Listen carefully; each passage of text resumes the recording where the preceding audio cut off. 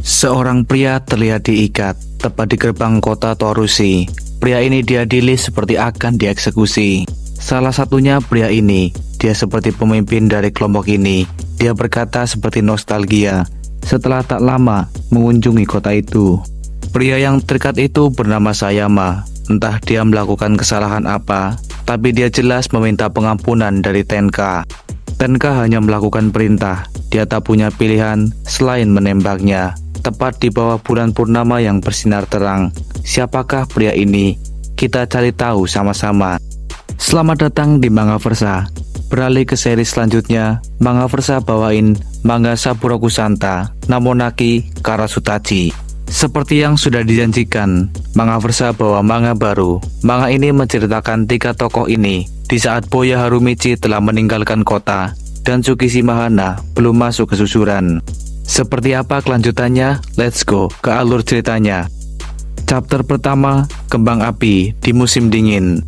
Di kota Torusi, tepatnya distrik timur, di bawah jembatan, terlihat 3 orang yang berkonflik dengan 1 orang. Yuken Kensaki, dipanggil Ken-Ken, adalah pemimpin SMP Kodama. Bersama 2 orang kepercayaannya, Hiroshi Kanda atau Kan-Kan. Dia adalah orang nomor 2 di SMP Kodama. Dan Masato Tomita atau Tonton. Orang nomor 3, mereka bertiga menantang duel seorang pria bernama Raita Hayashi, pemimpin SMP Yamabe. Raita ditemani Kinta Takanashi, seorang temannya yang baru saja menemukan anjing di tengah cuaca yang dingin. Ken-Ken menjadi marah saat Raita malah asik bermain dengan anjing, karena tujuannya adalah duel penentuan antara SMP Kodama dan Yamabe.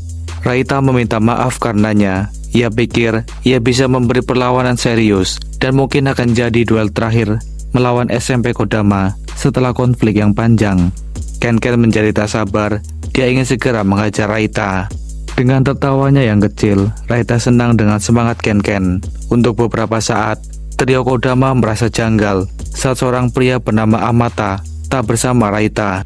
Menurut Kinta, Amata mungkin sedang tidur setelah kembali ditolak oleh seorang perempuan bernama Riko-chan, seorang floris. Mereka menjadi keheranan dengan kegigihan Amata, walau ia sudah berulang kali ditolak. Mungkin 3 kali. Oh tidak, 4 kali menurut Tonton. Tiba-tiba, seorang berlari dari atas jembatan sambil berteriak 10 kali. Ya, dia telah ditolak 10 kali oleh orang yang sama. Amata punya gaya yang sendiri untuk masuk ke arena.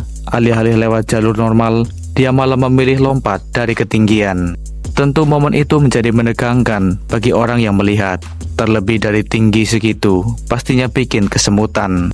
Dia adalah Amata Kotobuki, siswa SMP Yamabe, orang kepercayaan sekaligus teman Kinta dan Raita. Dia datang untuk sedikit melupakan kekecewaannya. Setelah ditolak, dia ingin mengajar orang sebagai pelampiasan. Tapi Raita berkata hari ini adalah hari yang spesial karena 2 pemimpin dari SMP Yamabe dan Kodama yang akan unjuk gigi. Jadi Raita meminta maaf karena Amata tak bisa ambil bagian. Ken-Ken, pemimpin Kodama, mengejek Amata karena berulang kali gagal. Lebih parahnya, Amata gagal, tapi dia tak berhenti mencoba menyatakan cinta. Menurutnya, ada penyebab kegagalan Amata, yang mana menurut kabar darinya, floris yang Amata kagumi itu akan menikah bulan depan. Tentu Amata yang mendengarnya shock setengah mati. Ken-Ken pun tertawa. Dia membanggakan mamanya, si tukang gosip. Tentu ia tahu kabar burung yang tersebar. Meski begitu, Amata mempercayai Ken-Ken saat ia menyarankan Amata untuk menyerah. Amata memberinya sebuah pukulan. Sebuah pukulan dari orang yang cintanya telah pupus bisa melemparkan Ken-Ken hingga beberapa meter. Tonton dan Kan-Kan terkejut melihat kekuatan Amata yang sedang marah. Melihat emosinya yang tak biasa menciutkan nyali mereka. Tetapi Amata tak akan membiarkan mereka pulang tanpa memberi ucapan terima kasih. Dan akhirnya, orang-orang SMP Kodama pun dikalahkan Amata. Lalu scene beralih ke sebuah distrik. Beberapa saat setelah perselisihan dengan SMP Kodama telah usai. Apartemen Saburoku Santa di distrik 36 Arita, kota Torusi. Di sanalah mereka bertiga lahir dan tumbuh besar. Oh, ayah mereka juga berteman, jadi bisa dibilang mereka teman sejak kecil. Mereka selalu bersama saat senang susah, ataupun berkelahi, mereka akan selalu bersama, layaknya saudara. Saat itu Kinta menemukan anjing liar yang tersesat, lalu memutuskan untuk mengadopsinya. Dia bersama dua temannya berencana untuk pergi makan. Sementara itu, Ken-Ken yang babak belur dibantu Kan-Kan dan Tonton untuk pulang ke rumah. Di sana ibunya kaget melihat kondisinya. Setelahnya mereka bertiga berendam bersama di bak mandi. Ken-Ken masih tak terima atas kekalahannya dari Amata. Tonton pikir Amata adalah orang yang terkuat dari ketiganya, tetapi ia memilih tidak menjadi pemimpin. Ken-Ken sama sekali tak peduli. Dia tak bisa menerima kekalahan begitu saja. Karena pada musim semi nanti, mereka akan masuk ke susuran sekolah terkuat di Toarushi. Saat waktunya tiba, ia akan membalas Amata. Kembang api di musim dingin, part 2. Malam itu terasa begitu dingin. Terlihat Amata yang keluar dari apartemennya telah ditunggu dua sahabatnya. Mereka berencana untuk pergi makan bersama. Namun sebelum itu, Kinta menunjukkan koleksi terbarunya pada mereka. Di sini Raita kaget. Ia menolak. Justru ia ingin menunjukkan sesuatu pada mereka. Raita menunjukkan kepalanya yang botak. Tentu Kinta dan Amata tak menyangka Raita mau membuang habis rambutnya. Namun seketika Amata mengerti Raita ingin masuk ke Hosen. Di musim semi, dia akan bergabung menjadi pasukan botak pembunuh Hosen. Hal ini berbeda dengan Amata. Ia tak mau kehilangan rambutnya. Amata mempertimbangkan Rindo sebagai tujuannya. Sedikit informasi buat kalian, Rindo saat itu masih sekolah baru, angkatan pertama sebelum angkatannya Amachi Hisashi. Kaget? Sama. Tapi yang lebih mengejutkan si Kinta yang tak melanjutkan sekolah. Menurut cerita Kinta, dia hanya tinggal dengan ayahnya. Kondisi ayahnya memburuk, jadi dia harus merawatnya. Untuk itu, ia mungkin akan bekerja dengan pamannya. Seketika momen itu terasa menyedihkan. Namun Amata berkata, tak peduli mereka dipisahkan sekolah, pekerjaan, atau apapun. Itu tak akan merubah fakta bahwa mereka adalah teman seumur hidup. Dan untuk menandainya, Amata telah menyiapkan sebuah kembang api. Saat yang tepat ketika langit malam sedang cerah, Amata berkata, ini adalah waktu yang sempurna. Sebuah kembang api pun menyala, percikannya melesat ke udara. Mulai saat ini, cerita dalam lembaran baru mereka pun dimulai. Shin beralih menampilkan Yakuza yang sedang dihukum oleh ketua mereka. Pria itu tersungkur setelah mendapatkan hukuman. Diketahui, pria yang memberi hukuman itu bernama Tenkai. Temannya berasumsi yang ia lakukan sudah seperti Yakuza. Bagi Tenkai, itu baru permulaan. Saat para geng kriminal memiliki urusan, saat yang sama, kembang api itu pun menyala. Hosen saat ini dipimpin oleh King Jo yang berasal dari Kansai. Ambisi Raita adalah memukul King Jo dan mengambil alih singgasananya. Sedangkan Kinta hanya ingin melihat laut karena mereka tinggal di kota, jauh dari pantai ataupun laut. Terdengar aneh memang. Di sini Amata adalah penghubung keduanya. Impiannya adalah bersama mereka pergi ke laut sambil menyalakan kembang api. Menurut Raita, impian bukanlah suatu lelucon yang tak bisa sembarangan mereka katakan. Di waktu itu, salju pun turun. Musim dingin menghampiri kota Toarushi. Sedangkan urusan para geng ini pun usai. Tenkai pergi dan meminta bawahannya untuk membuang pria itu ke gunung atau menghilangkan jejak. Memori kembang api tertanam jauh dalam hati mereka yang memunculkan secercah harapan.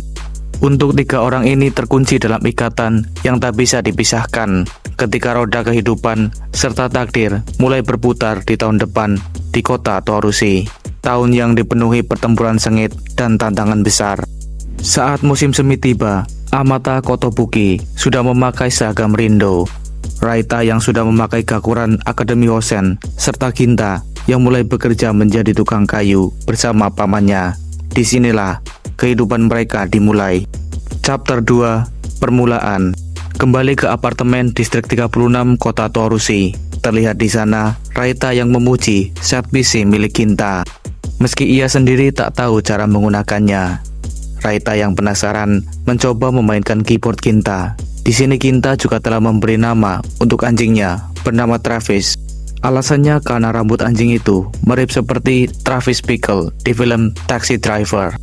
Tiba-tiba terdengar bel berbunyi. Amata datang, ia terlambat setelah sakit perut, lalu menghabiskan waktu sejam di toilet. Sama seperti Raita, Amata juga penasaran dengan fisik Ginta. Inilah pertemuan pertama mereka setelah hari kelulusan. Flashback di hari kelulusan mereka, 3 orang dari Kodama, Ken-Ken, Kan-Kan, Tonton, kembali menantang mereka. Ya, walaupun hasilnya sama saja, tapi cukup mengganggu. Mereka malah menonton berita bersama di sebuah televisi yang mana peristiwa perampokan akhir-akhir ini sedang terjadi di Toarushi. Kemudian Amata ingin tahu bagaimana kehidupan teman-temannya. Ginta yang mulai bekerja masih perlu waktu untuk adaptasi. Ia telah berusaha yang terbaik. Sementara Raita banyak bersenang-senang. Ia bercerita soal Hosen yang keras, pasukan botak pembunuh Hosen, pimpinan Kingjo. Dia mewarisi kepemimpinan dari Pito bersaudara. Saat upacara penyambutan siswa baru di Akademi Hosen, Raita membuka pintu menuju ke tempat pertemuan. Dia melihat semua orang sangat bersemangat, saling bertarung untuk melihat siapa yang terkuat. Terkejut? Sudah pasti. Kali pertama ia melihat yang seperti itu selama bersekolah. Pertarungan melibatkan semua siswa, 1 lawan 1. Raita menelan ludahnya saat mengerti betapa kerasnya Hosen. Perasaannya mengatakan dia seperti berada di tengah hutan yang diisi banyak binatang buas. Dia bisa saja dimangsa jika melihat langsung ke mata mereka. Tiba-tiba saja ia ditabrak dari belakang oleh seseorang. Pria itu meminta Raita untuk menyingkir. Ya, dia adalah Tsukimoto Mitsuyoshi, salah seorang dari Moonlight Brother. Di saat itulah memicu adrenalin Raita bangkit. Dia mengingat tujuannya untuk mencapai puncak. Raita akan melawan. Raita yang mulai bersemangat langsung menerjang mereka, tak peduli siapapun.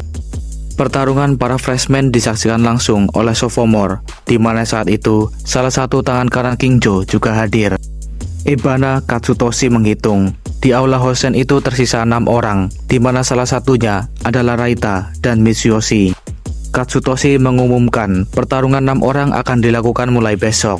Mereka bebas menentukan waktu dan tempat, namun hanya akan ada 2 orang yang bisa ikut dalam pertemuan para petinggi minggu depan.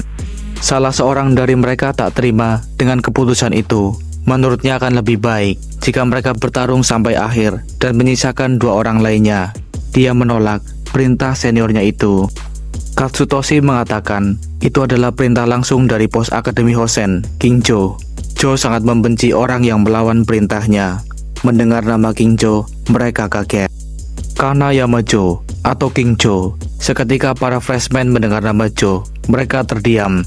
Pada saat itu mereka menyadari seberapa besar nama Kingjo itu.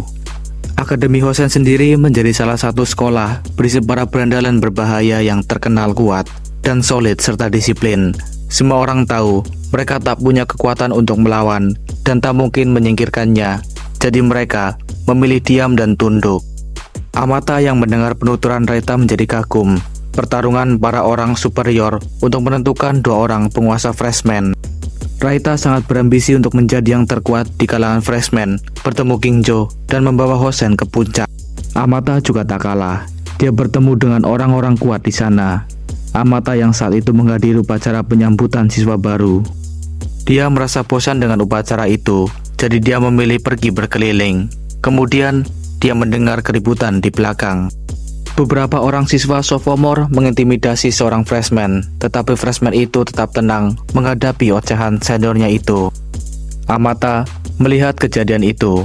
Awalnya ia tak mau ikut campur, namun ia berubah pikiran untuk membantu freshman itu.